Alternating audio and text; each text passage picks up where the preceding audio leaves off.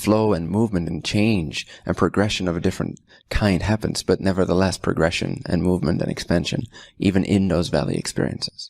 But not if at the moment that the peak ends, you start judging yourself, you start doubting yourself, well, you can always question yourself. You can always, did I start to believe in some kind of idea of time, space, limitation, lack? These are also very valuable questions to ask yourself when you are in that little valley experience of integration, because you have the time to do that. Things start to stop for a moment.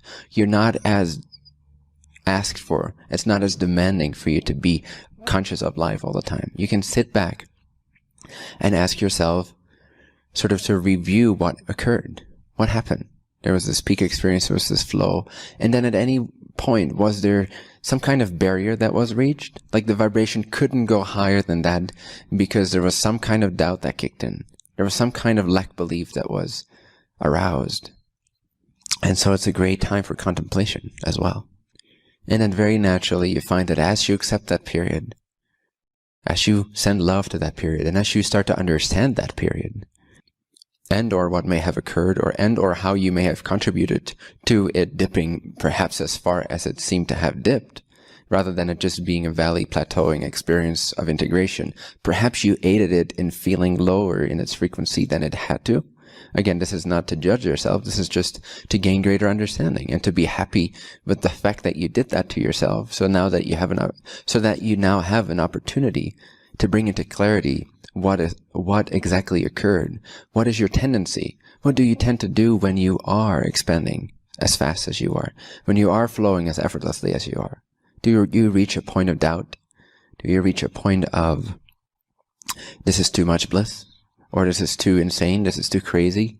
This is too magical? This is lacking structure? This is lacking familiarity? I need to stop right here. Let me stop right here. All right. You can also kind of dictate the peak and valley experiences for yourself. You can open up and intend for or ask for a peak experience. And you can also end for, or ask for it to end, or ask for it to stop for a period of time. If you feel like you're having to catch your breath, so to speak. Does all that make sense? So the crucial element of this is the key is to not judge yourself. To, in fact, love yourself, hold that unconditional love for whatever period you're going through. And then, if you have the space of mind to do that, make as effective use of it as you can. Investigate, but very non-judgmentally. Investigate.